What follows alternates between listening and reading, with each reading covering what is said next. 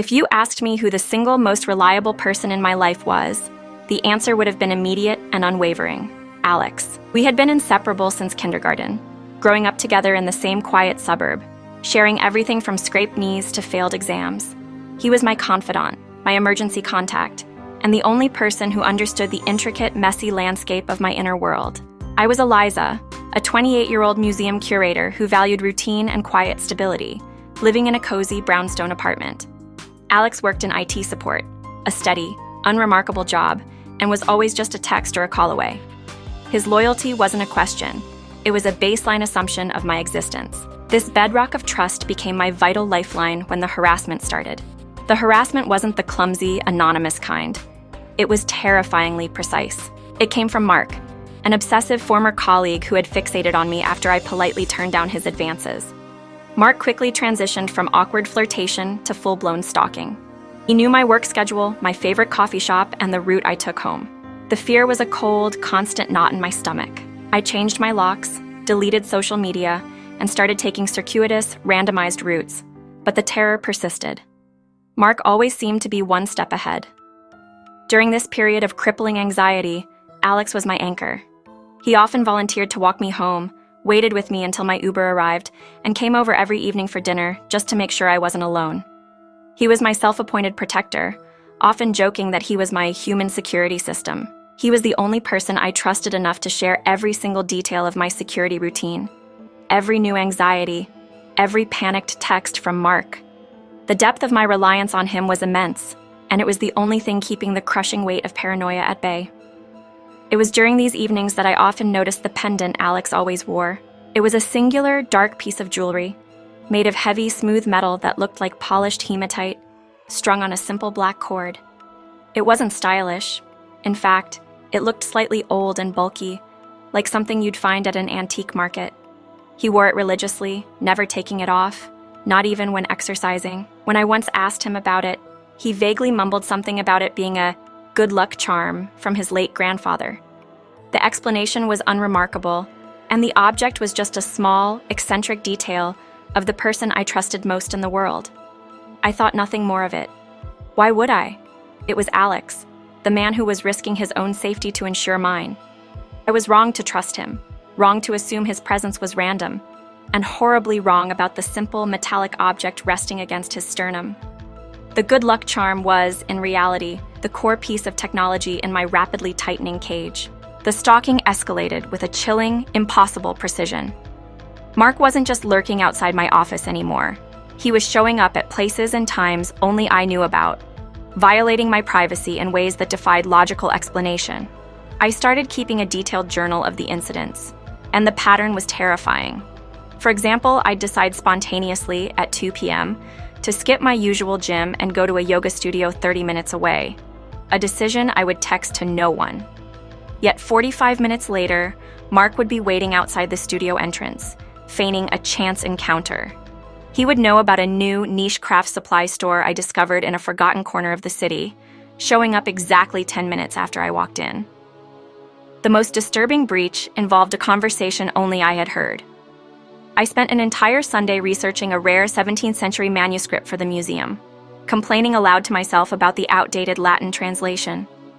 The next day, I received an anonymous email from Mark containing a crude, digitally altered image of the manuscript and a taunting message that read, "Your Latin is rusty, Eliza. Maybe you should stick to modern art." This was information that should have been impossible for him to know, unless he had access to a recording device inside my secured apartment. Driven to the brink of paranoia, I transformed my life into a fortress. I invested my savings into a sophisticated security system for my apartment, complete with multiple motion sensors and hidden cameras. I started using burner phones for work and personal calls, changing the numbers weekly.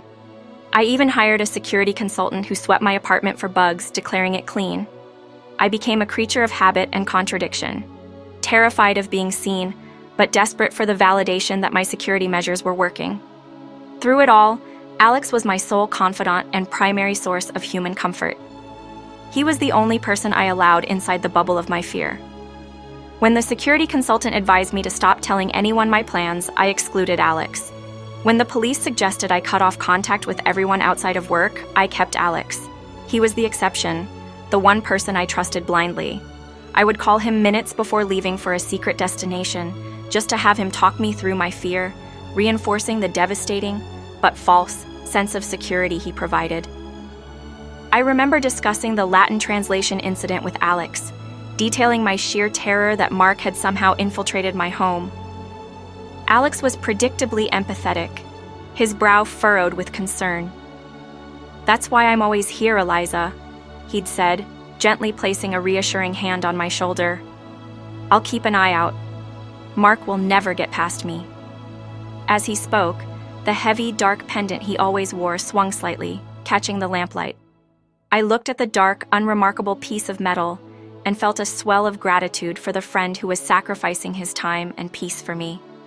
The idea that the very person I was relying on to combat my terror was the source of my terror was a monstrous, unthinkable thought, a blind spot he was counting on. The relentless, precise nature of the stalking forced me into a state of deepening isolation. I began to view every stranger, every delivery person, and even casual acquaintances as a potential informant for Mark. The outside world became a hostile environment, and my apartment, despite the expensive new security system, felt less like a sanctuary and more like a beautifully decorated cage. My work at the museum, once a source of quiet joy, was now a calculated risk. I started working remotely whenever possible, inventing elaborate lies about my schedule to my few remaining friends, trying to create a pattern of unpredictability that Mark simply couldn't crack. The tragic irony was that as I pushed the rest of the world away, I pulled Alex closer. He was the only constant left in my fractured life. My isolation made his presence feel not only safe but essential. He became my gatekeeper, fielding calls, screening visitors, and even helping me collect mail from my secure box. My reliance on him deepened to an unhealthy degree. I gave him a spare key to my apartment, a biometric pass to my building's garage, and the master code to my security system. I literally handed him the keys to the kingdom I was trying so desperately to protect. Alex didn't just tolerate my paranoia, he reinforced it. When I would question how Mark knew I was at a specific last-minute doctor's appointment, Alex would shake his head, his eyes wide with feigned sympathy, and suggest dark possibilities. Maybe Mark had hacked my phone's GPS, or perhaps he had a contact at the clinic. He validated my most extreme fears, subtly channeling my suspicion away from himself and back into the nebulous, unreachable territory of hacking or luck. He was my constant shadow, and I welcomed him. If I went out to run a necessary errand, he would insist on coming, standing patiently outside the store or waiting in his car while I rushed through the tasks. He never made me feel like a burden, only like a person deserving of protection. He often wore a thick, knitted scarf, even indoors, which served to draw attention away from the dark, metallic pendant resting under his chin. That pendant, the supposed good luck charm, was with him in my apartment, at the few restaurants we dared to visit, and in every single location Mark managed to miraculously find me. One evening, I was changing the batteries in a smoke detector, a ridiculously mundane task, and Alex was standing nearby talking about Mark's latest harassing email. He laughed, a familiar, comforting sound. "He's pathetic, Eliza, but we're smarter."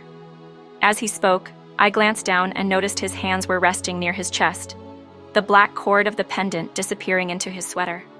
I felt a fleeting, irrational moment of clarity, a silent question forming in my mind. How does he always know exactly what I'm doing and where I am? I immediately crushed the thought, ashamed of the flicker of suspicion toward the man who had sacrificed so much for me.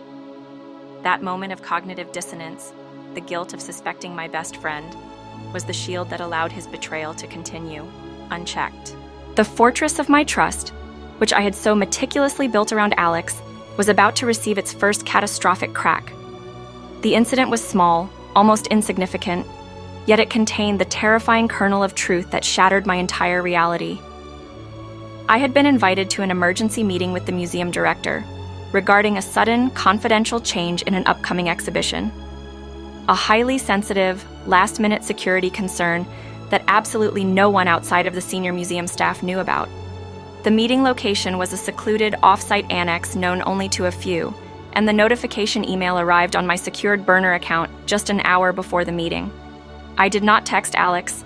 I did not call him. I drove there alone, taking a deliberately convoluted route through back alleys. Yet, as I pulled up to the annex building, my blood turned instantly cold. Mark's old, distinctive black sedan was parked 3 spots away. He wasn't near the building. He was parked there, casually reading a newspaper, waiting. It was an impossibility that defied every security measure I had taken. The shock propelled me into action. I didn't approach him.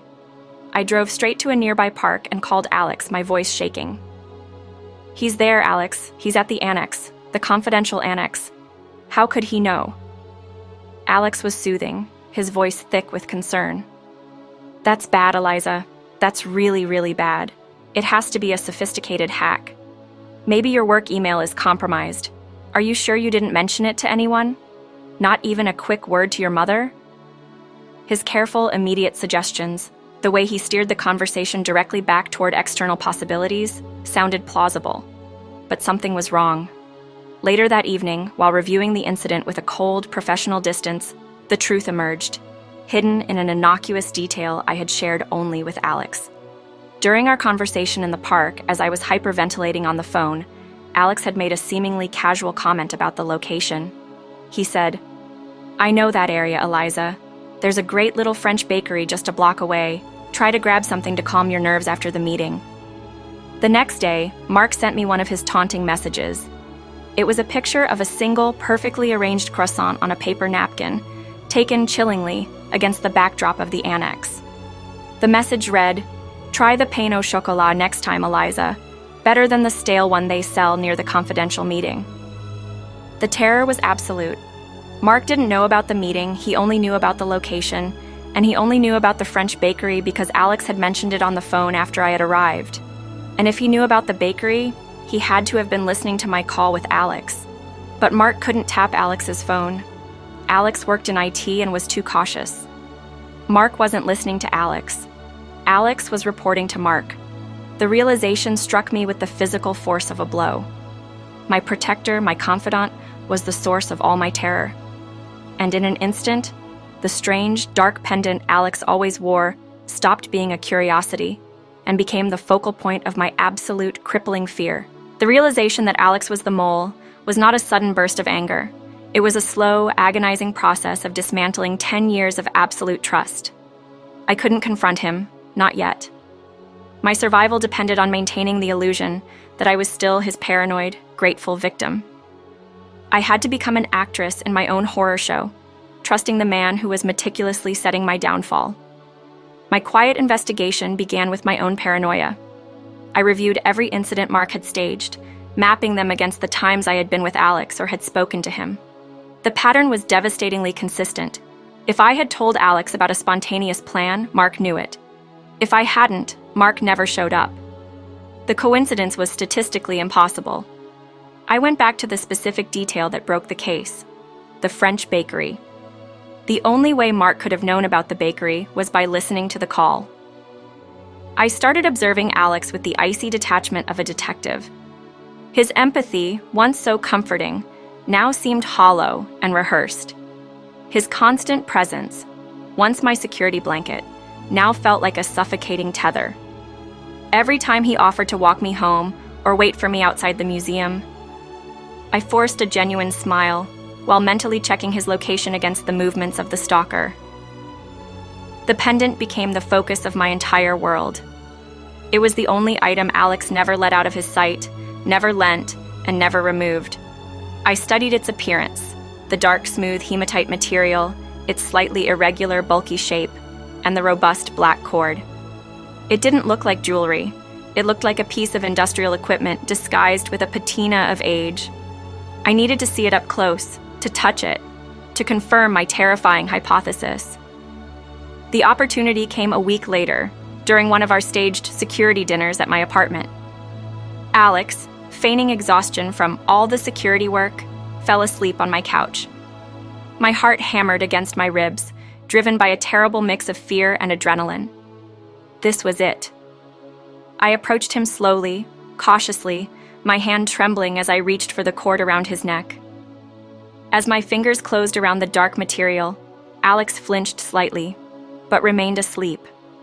I carefully unclasped the cord and held the pendant in my palm. It was shockingly heavy for its size, far heavier than any stone or hematite could explain. And when I held it, I felt a faint, almost imperceptible warmth, a heat signature that suggested a tiny, running power source. The pendant wasn't a good luck charm. I turned it over, and under a small lens of my jewelry loupe, a tool I used for my curatorial work, I found it, a nearly invisible seam running around the edge of the stone, and nestled within that seam, a tiny, almost microscopic pinprick of a light, extinguished but clearly visible. This was not jewelry. This was a sophisticated powered device. My childhood friend was wearing a GPS tracker that reported my every move. I returned the pendant to Alex's neck, my hands shaking not from fear, but from a cold, blinding rage. He remained asleep, utterly unaware that the foundation of our entire relationship had just crumbled in my hands. The heat signature, the invisible seam, the shocking weight. It all pointed to one terrifying conclusion. I was no longer dealing with a loyal friend. I was dealing with an enemy operative. I had to verify this truth, and I knew exactly who could help. The next morning, feigning a sudden, urgent museum errand, I contacted Dennis, a former security consultant who had done sweeps for the museum and was an expert in bespoke surveillance equipment. I couldn't risk bringing the pendant directly to him, so I photographed it from every conceivable angle, focusing on the tiny seam and the clasp. I also used my own IT skills to research tracking technology disguised as jewelry. The internet provided chilling results: micro GPS devices that required external power and could be concealed within resin or heavy metal casings. I met Dennis in a secure, neutral location, a loud, busy public park where conversations couldn't be easily recorded. I showed him the high-resolution images. He didn't even need the loupe. "That's a custom job, Eliza," he said, his voice dropping to a serious tone. "That's not hematite. It looks like a composite shell covering a powerful lithium cell and a miniature GPS antenna. The weight you felt is the battery. It's designed to be worn constantly and is probably configured for real-time reporting." He confirmed my worst fear. The pendant was a high-grade, covert tracking device. The question of how Alex got it was secondary to why he wore it. It was the delivery mechanism.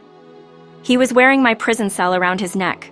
I pressed Dennis on the technical aspects. How do I trace the data it sends?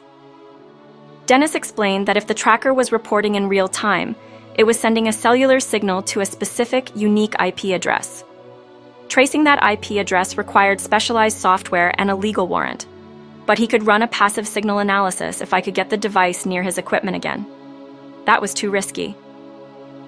Instead, he gave me a modified signal jammer, a small, innocuous-looking USB stick that, when activated, would disrupt the tracker's signal for a few minutes. I returned home, the jammer hidden in my pocket. My new mission was terrifyingly clear. I needed to observe Alex's reaction when the feed went dark. If he was the mole, his anxiety about losing the signal would betray him. The depth of the betrayal hit me then. Not just the surveillance, but the years of feigned empathy, the endless lies, the emotional labor he expended to keep me trapped. My childhood friend was a dedicated agent of my stalker, using the deepest form of trust to ensure my ruin. The tears I cried were not of fear, but of profound, searing loneliness for the man I thought I knew. The next few days were a tense, exhausting pantomime. I continued to play the terrified, dependent friend, while secretly tracking Alex's movements and waiting for the right moment to test the jammer. The fear was now replaced by a cold, calculating resolve. I knew I needed more than just the pendant's existence. I needed to trace its destination to Mark and uncover Alex's motive. The opportunity came late one afternoon. Alex was at my apartment, pretending to fix a minor software bug on my laptop, the ultimate double betrayal, using his IT skills to invade my privacy while maintaining his cover. I quietly plugged the USB jammer into an obscure power strip behind the sofa, its signal disrupting the tracker's cellular output. Within 2 minutes, Alex became agitated, He rubbed the pendant around his neck, fiddled with my laptop, and looked nervously at his phone, which showed no notifications. He then abruptly stood up, his face pale. "I have to go," he said, his voice clipped. "Something just went wrong with my work server, a serious outage. I need to get back to the office immediately." His urgency confirmed everything. The work server outage was the tracker losing its signal. His mission was compromised, and he had to fix it or report the failure to Mark. I let him leave and immediately activated my emergency plan, calling Dennis and Mr. Reed, a lawyer I had discreetly retained months ago under the guise of an estate planning consultation. I gave Dennis the exact time and location where the signal had been lost and told him to use his resources to analyze the cellular traffic in that window, focusing on any devices nearby that had been urgently trying to re-establish a connection. The results, delivered via encrypted call hours later, were damning. Dennis found the IP address the tracker was communicating with, a dedicated server registered under a complex LLC that Mr. Reed quickly traced back to a specific P.O. box. The name on the P.O. box and the LLC registration? Mark Andrew Kellen, my stalker. The connection was undeniable. The friend, the pendant, the tracker, and the stalker. But the motive remained the final, agonizing piece of the puzzle. It wasn't until Mr. Reed dug into Alex's finances that the sickening truth fully emerged. Alex wasn't Mark's friend. He was his paid operative. Mark, obsessed but cautious, had found Alex, a man drowning in credit card debt, and offered him a life-changing amount of cash to act as his eyes and ears. There were a series of large, irregular deposits made into Alex's bank account over the past 18 months, totaling nearly $75,000. The transactions coincided perfectly with the escalation of the stalking incidents. Alex hadn't acted out of twisted affection, he acted for money. He wasn't just a traitor, he was a hired mercenary who sold my security, my sanity, and our entire childhood history for a financial payoff. The final realization, that the man who had been hugging me, comforting me, and feeding me lies was doing it all for a wire transfer, was the coldest, most profound betrayal I had ever experienced. The time for acting was over. It was time for a reckoning. The clarity that came with knowing the truth was terrifying but empowering. My terror was replaced by the icy focus required for the final move. I wasn't going to simply file a police report against Alex. I needed to expose the entire monstrous arrangement and ensure both the stalker, Mark, and the traitor, Alex, were caught red-handed. I had the evidence, the motive, the $75,000 payoff, and now I needed the perfect, controlled location for the confrontation. I worked with Mr. Reed, my lawyer, and Dennis, the security expert, to orchestrate a sophisticated trap. The plan centered entirely on the pendant, the device Alex trusted more than any human being. The goal was to lure Mark to a specific public location by using the tracker, while simultaneously setting up Alex for a public confrontation witnessed by law enforcement. The location I chose was the atrium of the main downtown library, a vast, open, and always busy public space with excellent security cameras, plenty of witnesses, and discreet exits for law enforcement. Crucially, it was a place I never went, ensuring Mark would only show up if the tracker led him there. The staging began immediately. I knew Alex would check the tracker before our planned outing. I told him I was leaving my apartment to attend a confidential last-minute donor meeting at a secluded art gallery, giving him a location I knew was far away from the library. Then I prepared a decoy. I placed a pre-programmed, inexpensive burner phone into a box, and inside that box, I placed a small, activated GPS beacon set to transmit a signal directly to the library atrium, a signal Mark's server would instantly recognize as a new, highly specific location. I placed the decoy box on the front seat of a friend's car, a car Alex would not recognize, and had my friend drive the car to the library's parking garage. Alex, monitoring his pendant feed, would see my location change suddenly, following the decoy to the library. My role was the most challenging. I had to maintain the illusion of trust right up until the final second. I called Alex an hour before the planned meeting time. "Alex, I'm heading out to the donor meeting now," I said, my voice deliberately strained with nerves. "I wish you were coming with me." He responded with his usual soothing, scripted comfort, assuring me he was monitoring the situation from his office. He was, of course, verifying my location on Mark's server. The final element of the trap was law enforcement. Mr. Reed had secured the necessary warrants based on the financial and tracking evidence. A team of plainclothes detectives was positioned inside the library atrium, ready to move when they received the signal that both Alex and Mark had arrived. The stage was set for the ultimate betrayal to finally, publicly collapse. I was about to walk into the center of the trap, turning myself into live bait, knowing that the only thing separating me from my two enemies was a few feet of distance and the truth. I arrived at the downtown library atrium exactly 10 minutes before the planned climax. I was dressed simply, carrying only a small clutch, no phones, no bags, nothing that could distract from the main event. My lawyer, Mr. Reed, was upstairs in a private viewing room with the lead detective, communicating via a discreet earpiece I wore hidden beneath my hair. My task was terrifyingly simple: be the bait and deliver the final devastating monologue. I found a quiet marble bench near the central fountain, which was surrounded by dozens of oblivious students and business people. Seconds later, Alex walked in. He looked stressed but determined, scanning the room for me. He walked right up to the bench, his dark pendant resting heavily on his chest. "Eliza, what are you doing here?" he asked, his voice low and concerned, playing the role to perfection. "I thought you were at the donor meeting. I came as fast as I could. I got worried."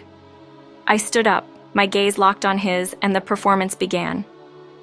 "I was worried too, Alex," I said, my voice carefully amplified by the hidden microphone. "I was worried about how Mark kept finding me. I was worried about the $75,000 you needed to pay off your debt. And I was worried about this." I reached out and, with a quick, decisive movement, snatched the pendant from around his neck, the thin cord snapping easily. Alex's face went instantly white, the blood draining away as he saw the small, heavy device in my hand. His panic was palpable. "Give me that! It's nothing, Eliza, just a piece of jewelry," he stammered, lunging forward. I stepped back, holding the pendant high. "It's not jewelry, Alex. It's a cellular GPS tracker. And it's how you've been reporting my movements to Mark for the last year and a half. Every time you reassured me, every time you walked me home, this device was sending my location straight to my stalker." I held up my hand to stop him from interrupting. "You sold my safety. You sold our friendship. You sold my life for a wire transfer." Before Alex could respond, the first phase of the trap was sprung. The police, alerted by the confrontation and the clear mention of the crime, moved in. Two plainclothes officers immediately stepped out of the crowd and placed Alex's arms behind his back. "Alex Peterson, you are under arrest for conspiracy to commit felony stalking and aiding and abetting identity theft." The chaos was instantaneous. Alex erupted in desperate denial, shouting my name and trying to claim betrayal. The sound of his panic was the final tragic note of our friendship. Suddenly, a voice roared from the entrance. "What is going on here? Eliza, what have you done?" Mark, the stalker, had arrived, drawn to the library by the tracker's last strong signal before I removed it. He saw the commotion, he saw the cops, and he saw me standing there. He ran toward me, not toward Alex. That was the final signal the police needed. The remaining officers moved instantly, tackling Mark to the ground before he could reach me. They found his burner phone, still logged into the tracking server, in his jacket pocket. The look of utter defeat on both their faces, the captured stalker and the exposed traitor, was the culmination of my long, terrifying fight. The nightmare was over. The sound of the handcuffs clicking shut on Alex and Mark was the definitive end to my nightmare, yet the relief was tangled with a crushing sense of loss. My security was restored, but my trust was irreparably shattered. The police quickly confirmed the full depth of the conspiracy. Alex, desperate for cash to cover mounting debt, had been approached by Mark months prior and became his paid agent, providing the crucial real-time location data from the Pendant's tracker. Mark, obsessed and financially comfortable, paid Alex in weekly installments, turning our decades-long friendship into a transactional, devastating betrayal worth $75,000. The legal fallout was swift. Mark faced felony stalking and attempted kidnapping charges, while Alex was charged with conspiracy and aiding and abetting. My testimony, backed by the forensic data from the pendant and the financial records of the payments, was irrefutable. They both pleaded guilty to avoid maximum sentencing, but their lives were justly ruined. Mark was sentenced to a significant term in prison, and Alex received a shorter sentence followed by years of parole and a requirement to pay restitution, a payment that would never truly compensate for the terror he inflicted. For me, the immediate aftermath was consumed by recovery. The process of physically removing the residual paranoia was slow. I changed every single lock, code, and digital footprint, but the memory of Alex's face, the man who was present for every moment of my vulnerability and fear, was a constant, chilling scar. I had survived the stalker, but I was wounded by the friend. I sold my apartment. The cozy brownstone I once loved was tainted by the knowledge that its security codes had been compromised and its space had been occupied by a traitor. I needed a complete geographical reset. I moved to a new city and transferred my curatorial work, embracing anonymity and silence. I learned to trust technology more than people, relying on encrypted communication and complex security protocols to replace the human comfort I could no longer accept. The final reflection centered on the significance of the pendant.